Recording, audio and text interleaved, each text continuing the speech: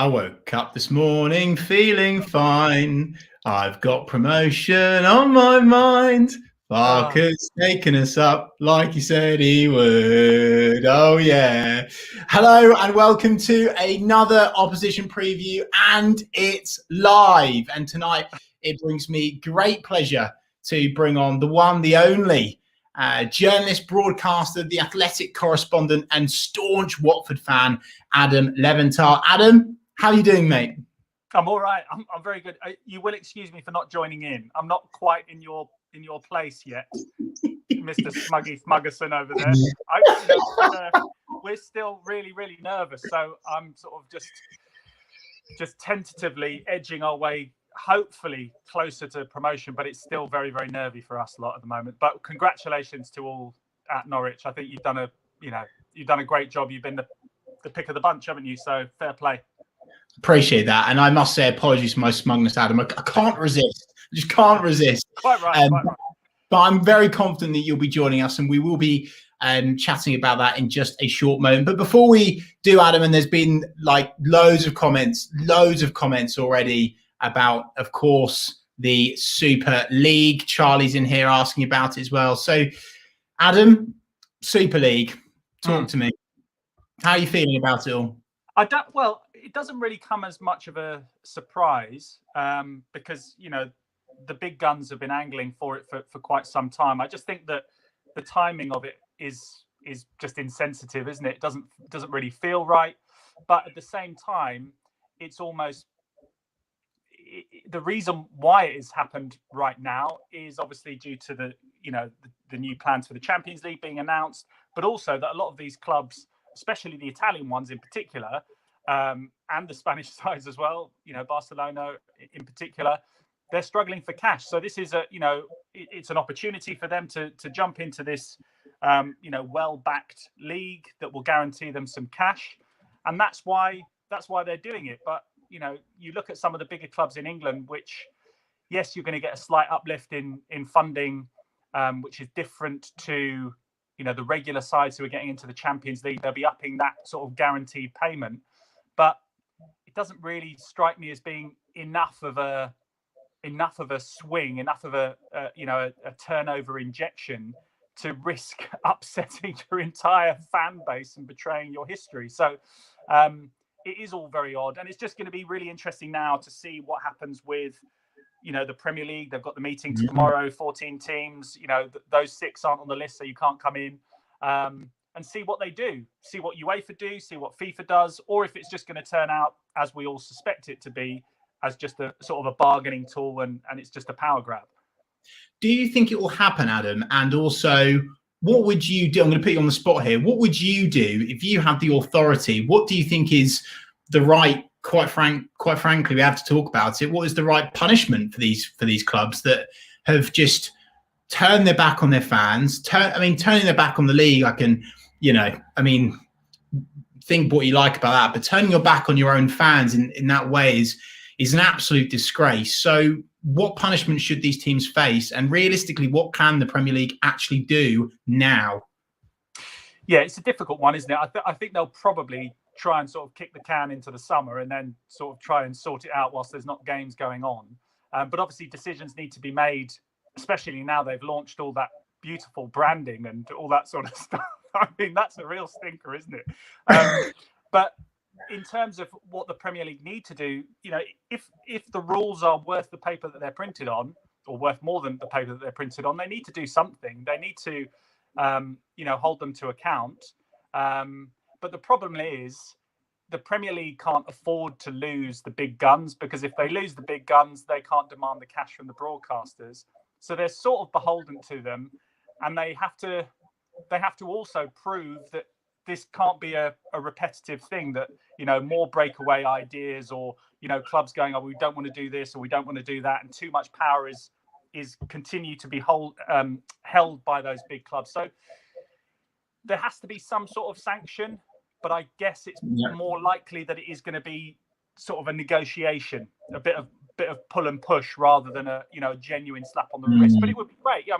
When I was telling my son this morning about it, he said, "Oh, that's great news. That's great news, because if Watford are in the Premier League, we don't have to play them. That's brilliant. And I know, we beat Watford.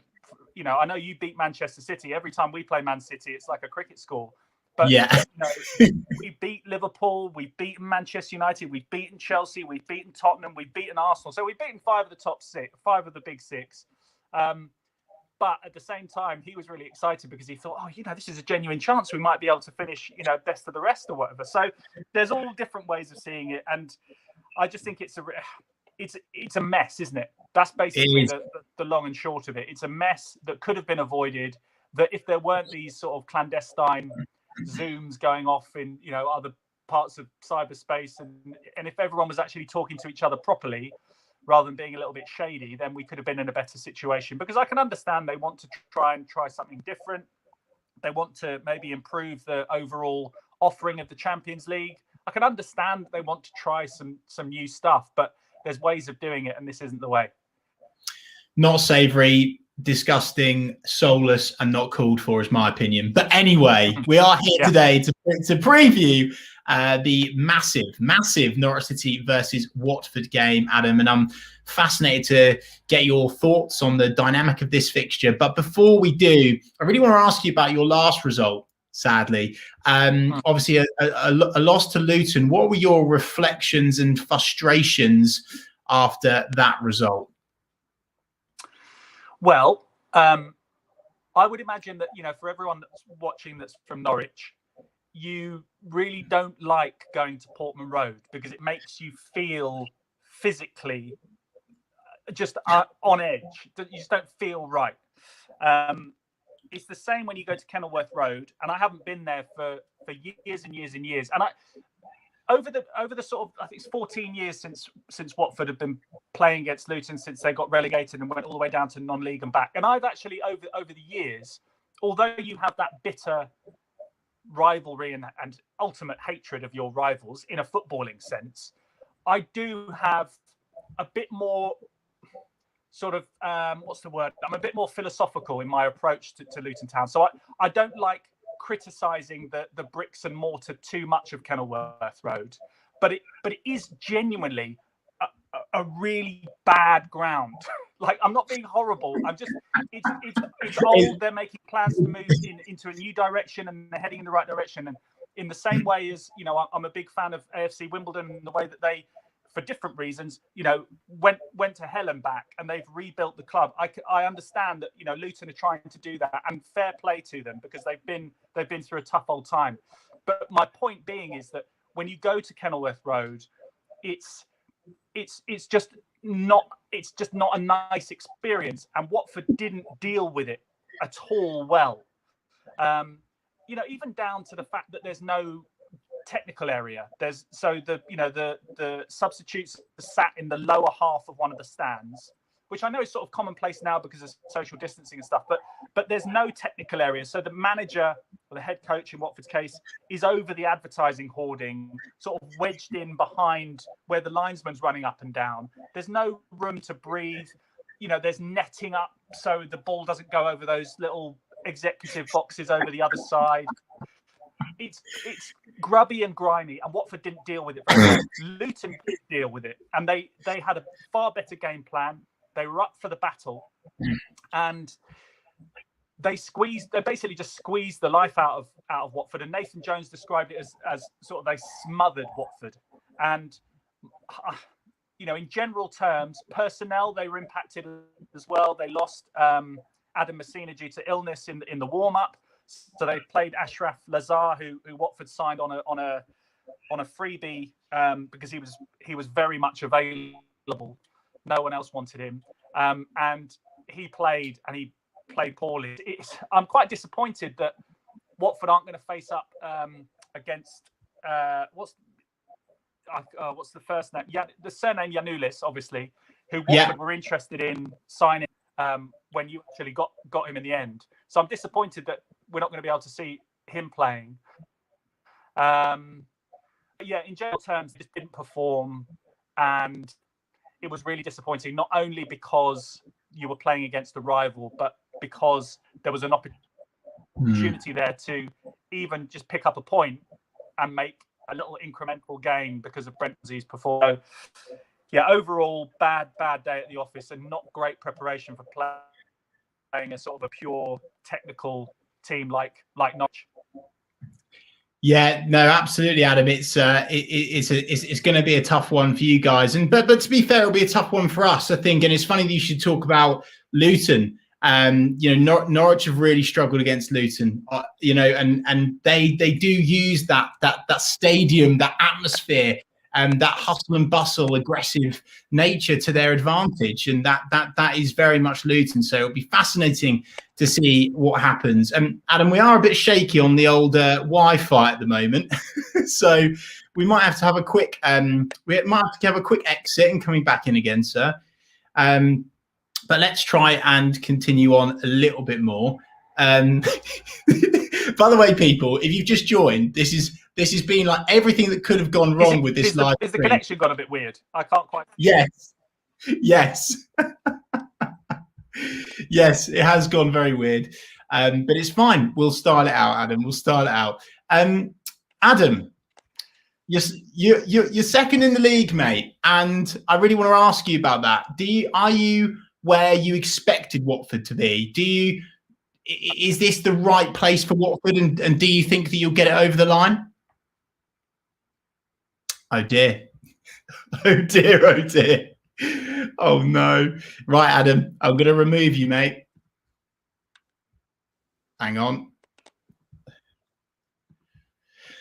Okay, ladies and gents, Adam's having some technical difficulties at the moment, but it's fine. We'll style it out. How is everyone this evening? Let me know in the comments section. Like, literally, football is collapsing at the moment, isn't it? And so are the technicalities. Let's try. I can see Adam in like little glitches as well, which is not ideal to say the least. Of course, we are here today to talk about the Norwich City Watford fixture, and I'm sure that shortly Adam will be reconnected, ready to go. He's smiling. I'm going to try and get him back in again. Let's try it again. Oh no! Oh no! Oh no! Oh no! Adam. Right. Adam's not working tonight, which isn't ideal. So I'm going to start to talk to everyone in the comment section. Henry says, "Superb. Look, this is live broadcasting for you. These things happen. This is part of doing live shows, and there you go. There you go." Craig Kinnich joined us tonight. Good old Craigo. He says, "Can't wait to see drunk Jordan Hugill up top." Yeah, I'm not sure. To be fair, I think a few of the lads were drinking long into the early hours after the loss to Bournemouth. So it'll be very interesting to see what sort of state they turn up in against Watford. I'm going to try getting Adam back. Hello. Oh, no.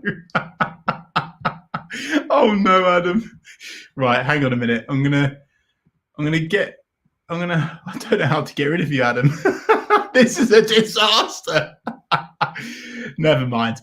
Cision Z says the Kitman and his tuber. Yeah, 100%. If you've checked out the Talk Norwich City social media accounts today, you would have seen the Kitman had his tuber out, which was absolutely superb.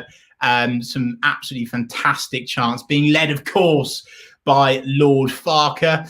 Right, I've just seen Adam's now left the studio. Let's see if he comes back. Maybe he's abandoned us for the night.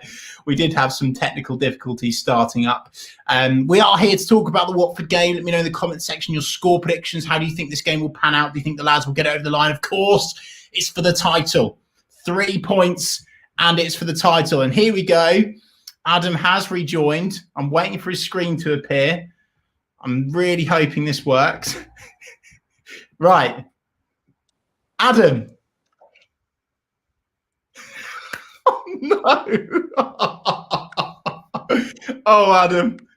I'm not sure if it's my Wi-Fi or yours, mate, but don't worry. Worst things happen at sea. Oh, dear. Do you know what, Adam? I've got an idea. Right, I've got an idea. Right, ladies and gents, this is the most botched live ever, and I'm now going to speak to Adam on the phone. I'm going to get him on the phone. This is a disaster. Why not? Start it out. Start it out. Right. I think I actually don't know what to say. I really don't, people. Thanks so much for staying tuned. Welcome to the EE voicemail. I'm sorry, but it's not the Premier League. It's Adam, and he's not answering his phone. There you go. Meg with Books. Thanks so much for joining us tonight. Meg says, was pretty strangely confident for this game, but injuries have made me slightly more nervous. Yeah, let me know in the comments. How are you feeling about the injuries? The rumour, of course, the word is on the street, and of course, after Daniel Farke's press conference today, Timu Pukki is potentially going to be out injured, which is going to cause quite a kerfuffle. I'm just going to call Adam now and speak to him on the phone. Why not? Let's have a quick chat. Let's have a quick chat with Adam on the phone.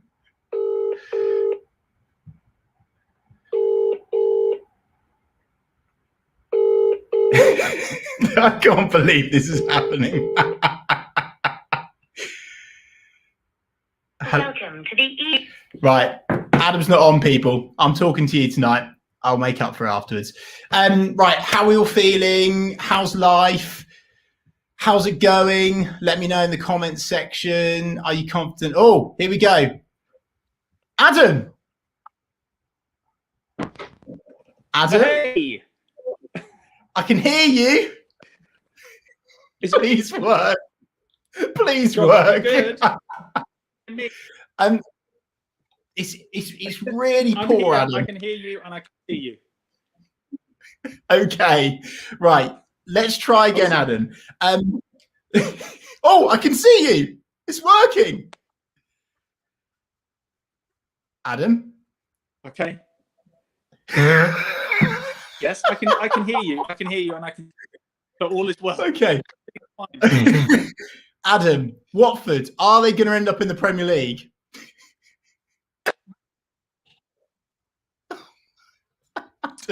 Adam. I really hope they. I really hope. Good. Oh no, Adam, it's not working, mate. I'm so sorry. I honestly respect you so much, and I really hate to do this, but I think I'm gonna have to. I think I'm gonna have to stop. It's not working, Adam. I'm so sorry, mate. Is it? What can we do that's different? Try logging in on your computer again, mate. Dear, what's wrong? I don't know, people. It's live, and there you go. And the thing is that I love Adam, and he is like one of the most respected athletic journalists. Well, journalists, full stop, in the UK. But the Wi-Fi is not working tonight. I wish it was fine. This is a visual platform that we're using, so we can't do that. Adam says, ha, ha, ha, ha, for fuck's sake. Yeah, I can't. I'm sorry. This is live. Luke, I'm pleased I've made you laugh tonight. He says, I haven't laughed in ages like this. Yeah, there you go. Paul Leach, Shanghai Yellows in the house. Well, hello to you, Paul. Hope you're well where you are in the world. Patrick Nelson says, send him off. Which, honestly, this is, I don't know what's happened tonight, people. I really don't. I have absolutely no excuses whatsoever. Cision Z says, bad connection from the Prem. What a comment. And yeah, what a comment. Totally agree. There you go, people. This isn't working tonight. Fraser says, is Jack still hungover from Saturday? I think he recovered fairly quickly. I think he had a pretty sore head, but he was fine in the morning. He did let me know that he'd got up for work in time. So there you go. Yeah, let's quickly talk about the Super League again. Look, a lot of people would have gone on my social media accounts and, well, certainly my Twitter account. I was very vocal about this yesterday. I genuinely cannot emphasize enough how utterly appalled, disgusted, I am of these football clubs. I think they've shown. Well, I don't think we now all know, including the fans of those clubs, that they know they look at their fans like numbers on a spreadsheet. It's shameless. It's wrong. It's all wrong, and it's rotten to the core, and it's plastic. And do you know what? When we've gone up to the Premier League before, I love getting one over those boys. I love it because it's already such a big deal and they've already got so much more money and the gap is already huge, too big, in my opinion, between the Championship and the Premier League. It's almost always been at the point where it was going to topple. And as Adam said before, he's had to jump off tonight. It was always going to topple, and now it's cracked. And as Gary Neville, I thought, by the way, if no one's watched, if you've not watched Gary Neville's interview, I would highly recommend it because Gary Neville's interview. Oh, hello. Yes, it's working. What's the difference? I don't know. I'm just on my phone again. Okay. I have no idea, Adam, but we're going to roll with it. I think it's the amount of points that you are away from us that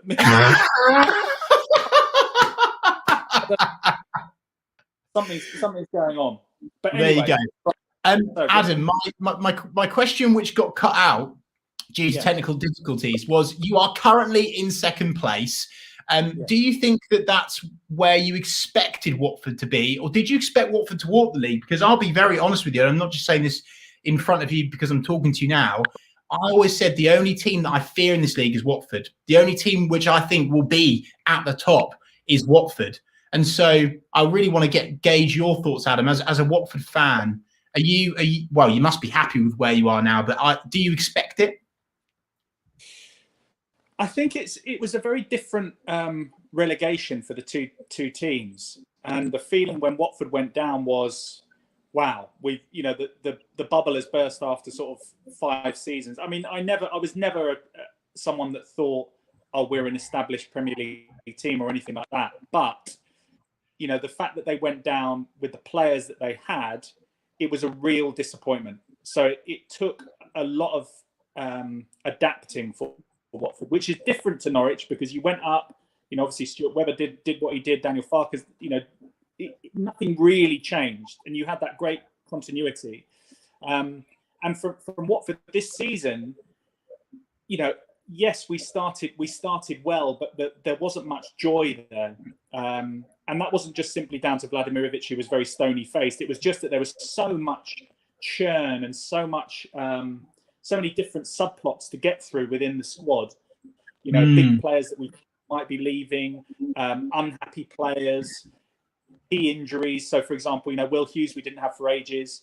So it's just almost been like we really clicked into gear over the last couple of months during this recent run, where you've actually felt, we are actually a team that belongs in the upper echelons of the division, and we've sort of risen. The cream-ish has risen to the top because the way that Watford have been playing has been far more conducive. That they've played to their strengths far more, and they've utilised the attacking flair that they've got. Earlier on in the season, it was very defensive, very possession based. A lot of dilly-dallying on the back and no real connectivity through midfield. That's something that Watford have now actually established and developed. And we've obviously got attacking threats like Ismail Assar, Ken Sema on the left. Joao Pedro has been really, not revelatory because I think he's top talent, but it's his first full season. And then having Will Hughes pulling the strings in midfield has been really, really, has completely changed the dynamic in midfield. So, yeah, it's been. So, in answer to your question, I wasn't really sure whether this season was going to turn into a nightmare. And they made that brave choice, getting rid of Vladimir Reeve and bringing in someone who was just going to try and bring a little bit more fun to the whole operation. And I think that when you look at the quality of the division, if you've got a higher caliber of players, latent quality within your squad, you should be up there. Yeah. The team, better teams are up at the top. There's not like some random team that plays horrible football that's up at the top of the league. You've got the best 4 footballing teams, probably-ish. You know, I know others, you know, like Barnsley have been playing decent stuff. I quite like some of the other clubs, like even Coventry. I quite like some of the football that Coventry have played at times. But yeah, the best footballing teams are at the top of the league, which makes sense, really. So I was hopeful that they would do it, but I was never really sure, and I'm still not 100% certain, to be honest, whether it's going to go to plan or not. Yeah. Really, very interesting. Adam, I think it's now got to the point where Watford is synonymous with the manager merry-go-round, and I really want to ask you this: when will it stop? Will it ever stop? What is going on at Watford with management, and how does that affect you as a supporter of that football club?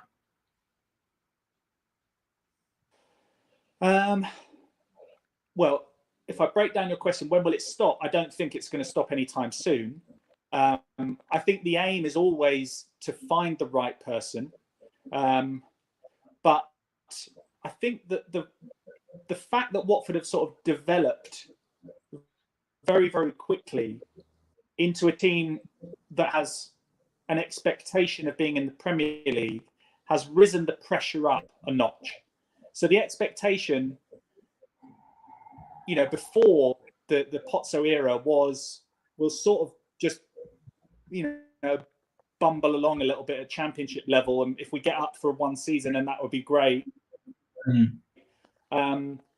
Changed, and I think that they've definitely made mistakes in terms of the appointment that they've made, also the environment around coach. I think that's to Mike G.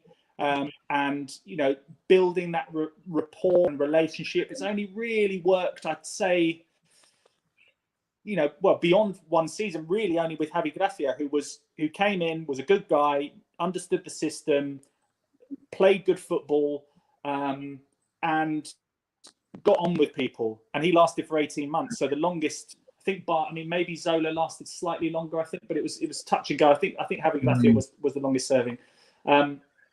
So, you know, the aim would be to have someone in position for a longer period of time, but it's those pressure situations and the sort of stakes being so high that you drop out of the Premier League. So they made that catalogue of changes, obviously one of which bringing Quique Sanchez-Flores didn't go to plan. Then Nigel Pearson came in and he got a bit tub-thumpy, and, you know, there was a bit of action. Oh, that wasn't great appointment really in the long run, and this season again made that break.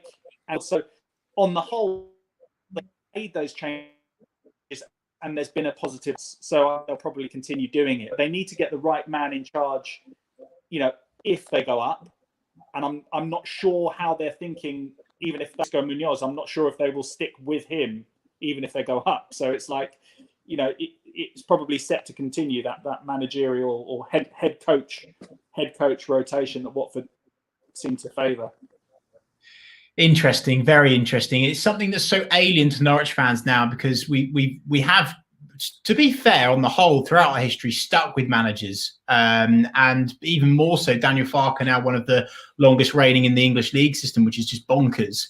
Yeah, so I empathise with Watford fans. It must be quite hard to buy in.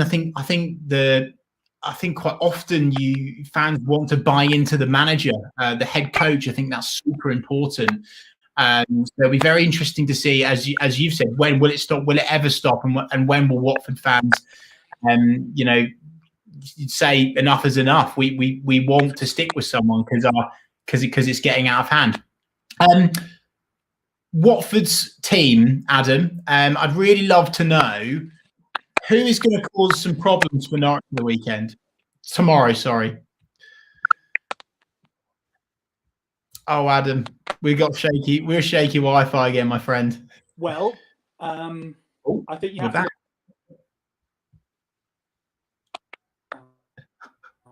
Oh no, Adam. I don't know what it is. Oh no. mate. Is it I going don't. again? Yeah, I think it is. I'm so sorry. I don't even know. I've no idea. I've never had this problem. Let's try again. Who should Norwich be worried about playing for Watford tomorrow night? Okay, so obviously you have to look at Silas, who has been such a different player for the last couple of months. He's obviously, everyone knows him from last season in the Premier League.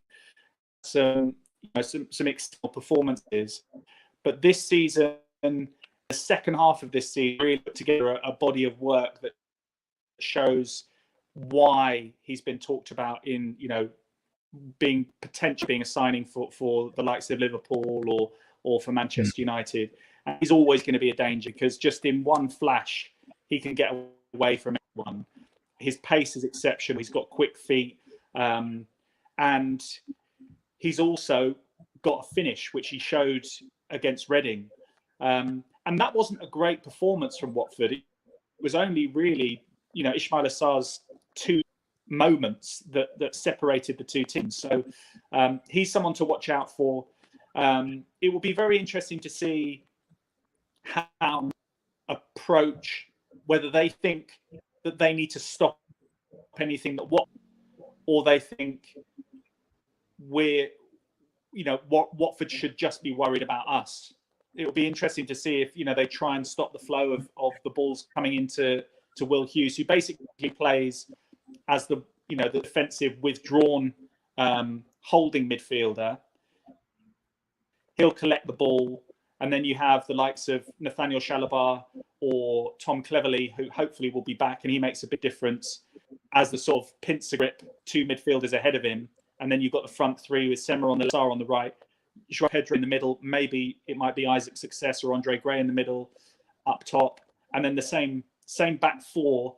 Hopefully, Messina will be fit on the left. Two centre halves, William Troost-Ekong and Francisco Sierralta. And then on the right hand side, it's normally Kiko Femenia, who is also very, very quick and has a great connection with Ismaila Sarr on the right. But he's going to be suspended, so it might be Jeremy Ngakia who plays there, ex-West Ham player. So when they click, they're really, really good, but they haven't really been clicking over the last few games because there's been missed a game. They brought in Carlos Sanchez. Hughes has played slightly out of position, so sort of knocked the equilibrium aside.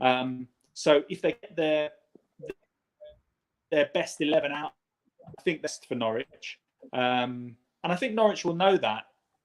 I think that sometimes in terms of, the only sort of weaknesses is that Norwich have really shown sides that have been previous Premier League competitors, haven't they? Correct me if I'm wrong, but you lost twice to Bournemouth, is that right? And then lost to us. Yeah. And I know that they didn't beat you, but they stopped you, I think, twice. Is that right? I mean, Millwall's Millwall. But so I don't know.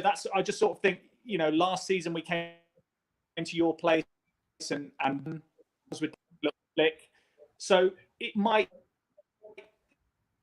that might come into minds of players, but that's what we're sort of clinging on to. That Watford will see opportunity to you're hopefully you're a bit on the beach and you're a little bit hungover, which would be great. But if we're going to go up with you, we want to put down a marker and show that a proper.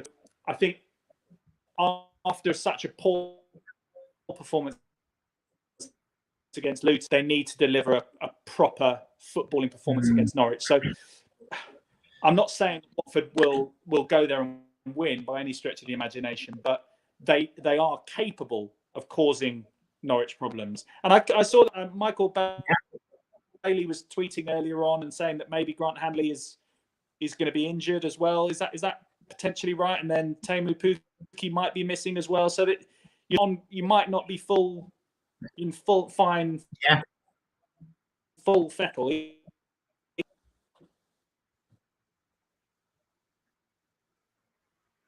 Adam?